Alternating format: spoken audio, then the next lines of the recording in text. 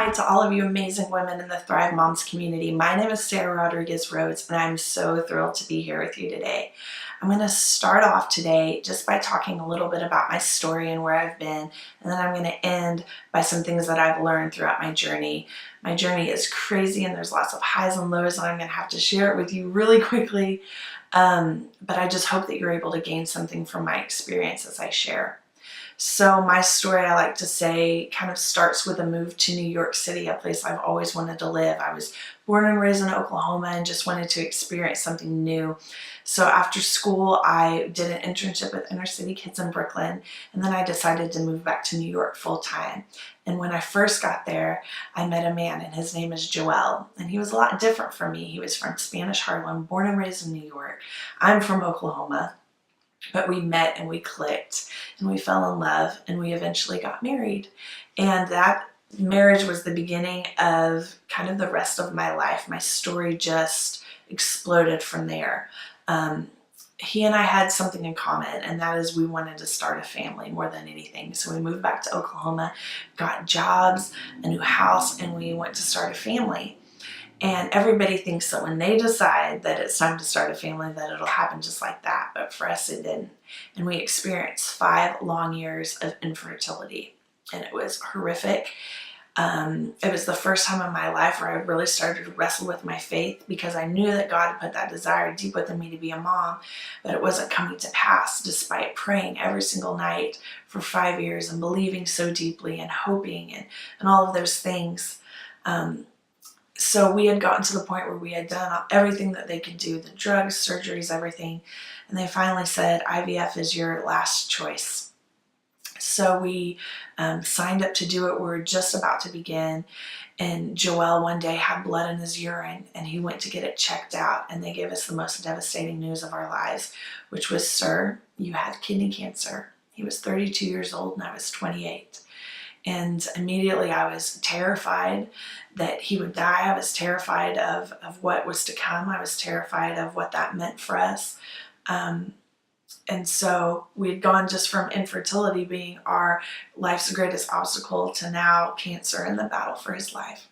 So we did chemo for a year, had a surgery to remove the kidney, and was doing well, went into remission. So we jumped into IVF, and we were immediately, on the very first try, able to get pregnant with our miracle son, Milo. And he was incredible every way, born on July 2nd, 2012, came into the world healthy. But 3 years later, we were shocked to find out that Joel's cancer had returned, and this time it had spread to his lung. And talk about the most horrible timing. We have a baby boy, and now we're again in a battle for his life. And of course my fears at that point are heightened, because I'm like, how would I do this alone? In my mind, I thought I could never be a widow. I could never be a single mom. I could never do this without him. We went through a year again of chemo, which did not work. And they recommended that he have another surgery to remove the cancer from his lung. After that surgery, the next day, Joel had a stroke, and we were told immediately that he would probably not make it. It was a massive stroke. He was paralyzed on one side of his body. They took him into surgery and removed a portion of his skull to allow the brain to swell. And again, I'm in a place of just thinking, God, how did we get there? Why are you allowing us to walk through this? Have we not been through enough? I'm hurting. Where are you? I feel so alone. I feel like you've left me. Joel did recover miraculously from that surgery, and he was sent to rehab to regain use of his left side of his body. And it was hard to watch him struggle to learn to brush his teeth again and to learn to try to walk again and all of these things. And here I have a 1-year-old and I have him, and just watching him, it was so hard. I felt so helpless. But we had a conversation in rehab that's really important to talk about, because it kind of propelled us into what was next. And one day he told me, he said, Sarah, I need you to know something. And I said, what? He said, we are going to have a little baby, and it's going to be a girl. And I said, okay. And I looked at him, and I looked at, our circumstances, and I thought, there's no way. In my heart, I thought, there's no way. He told me, no, you need to know this. We're going to have a little girl, and you know what to name her. And her name was a dream that I'd had years prior of a little girl. Her name was Ellis. And the meaning of that name, I was shocked to find out, is Jehovah is God, which is exactly what Joelle's name meant.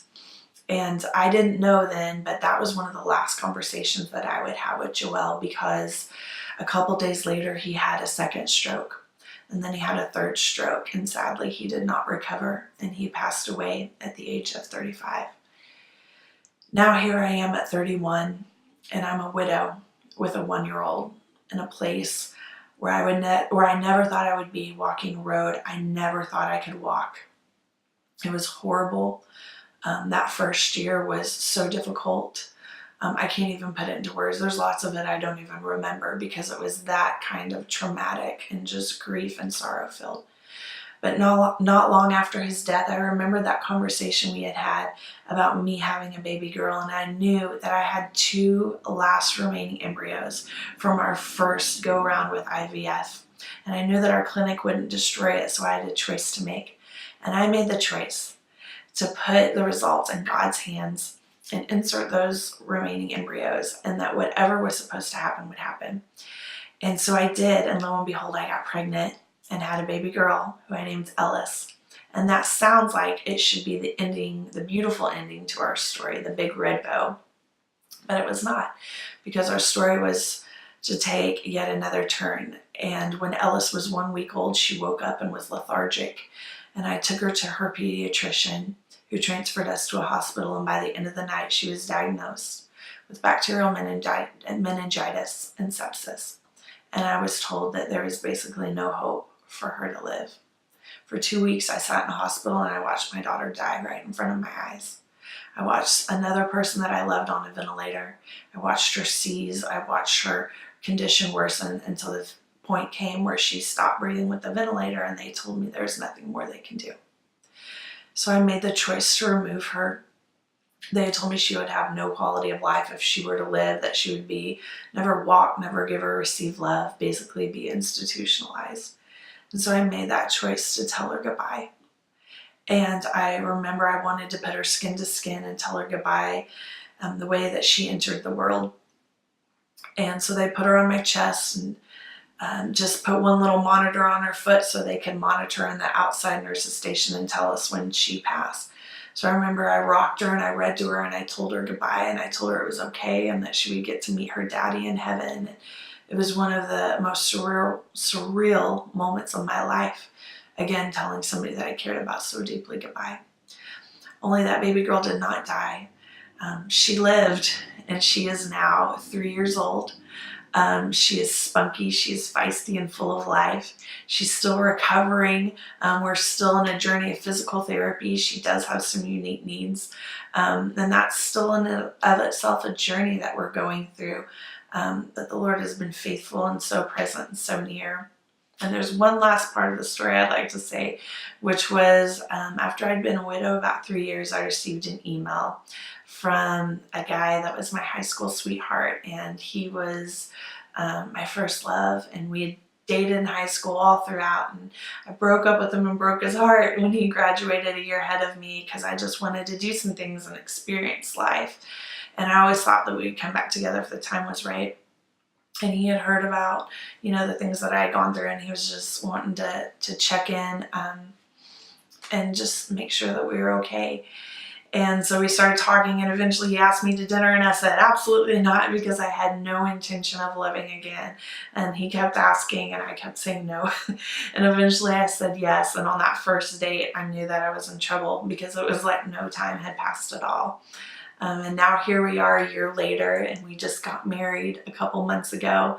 I cannot believe I'm married to this man that I've known and loved for 22 years, and we've blended our family. We now have 5 children between the 2 of us, and our home is just loud and crazy and full of so much laughter and life and joy, and I'm at a place that I never thought that I could ever be. So a lot of people ask, how did you get through some of the most horrific things in life that, one of them is bad enough, and then you add one thing on top of the other on top of the other, and it's a lot. It's been a crazy journey, and to get to this point, I still can't believe it. Even when I hear myself talking to you guys about everything that's come to pass, it's been crazy. But I would say that there's 3 things in this journey of grief and loss that I've learned and applied to my life that have made me a better Sarah, a better follower of Christ, a better woman. And the first thing is just trusting in his heart for me. I always say that the landing point is that he is good. That is who he is. It's his nature. It doesn't change. He was good when Joelle died, and he was good when Ellis lived. He cannot be anything but good because that's who he is. I know that a lot of people after Ellis lived told me, God is so good. And I kind of just inside wanted to respond, but God was still good even in the worst moments of my life. Because you want to believe in those moments that he has left you, or that he has abandoned you, or that he was only good when things were good, and that he was bad whenever things weren't good. And that is not true. He was good throughout. He can never be anything but good. He can never be anything but faithful. And we just need to extend the same grace to the Lord that we do to the people that we love.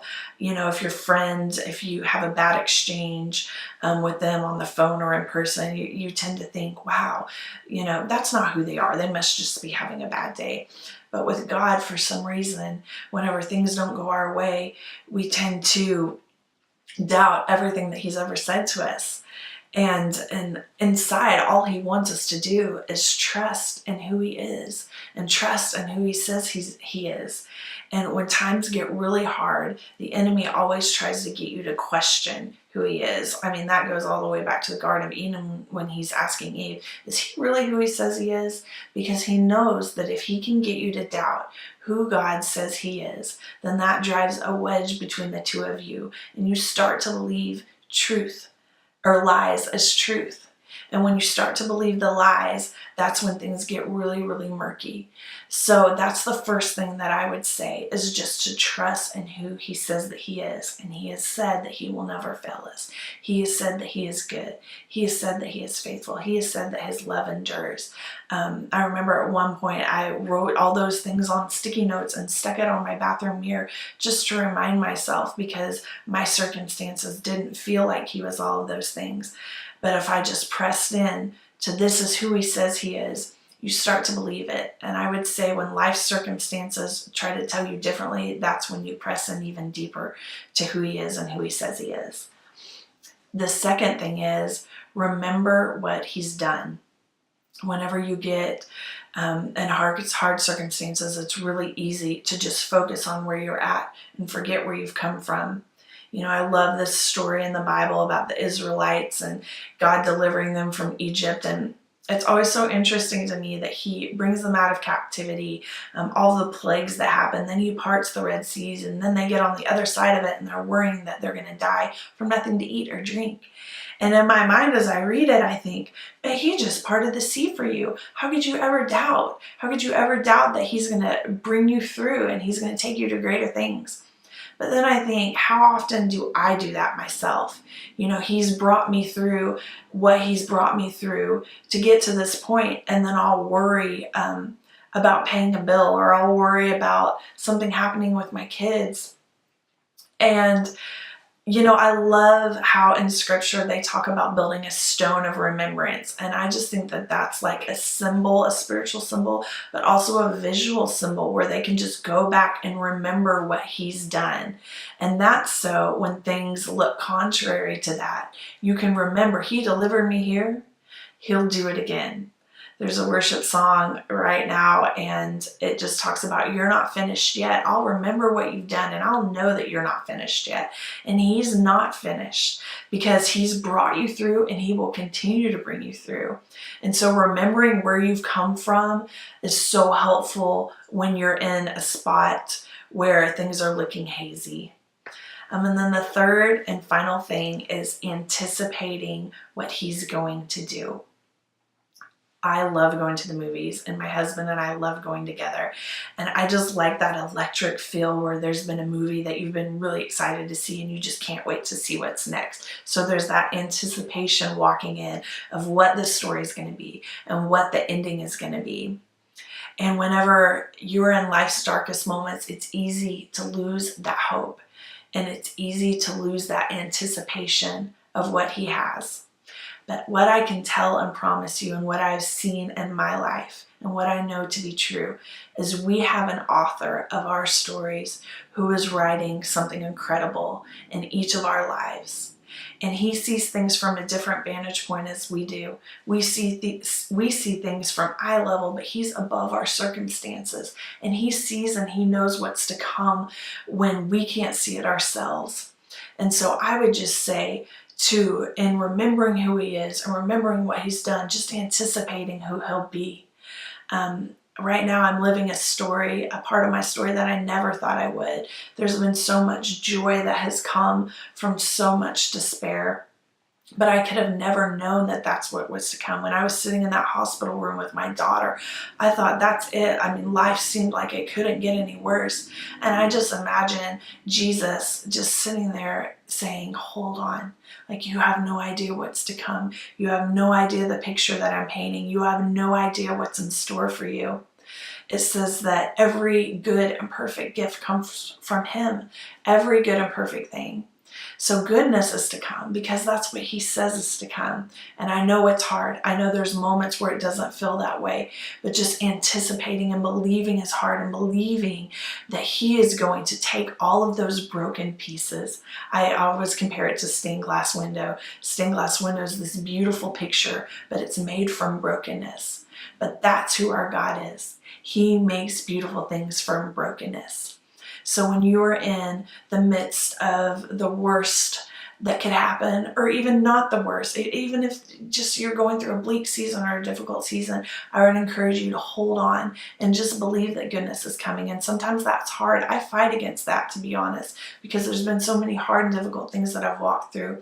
And I tell myself every day, and I repeat it out loud, I say, goodness and mercy will follow me all the days of my life, because that's his promise to me. And that promise is true even when things are dark. And that promise is still true when things are good and when things are in the light.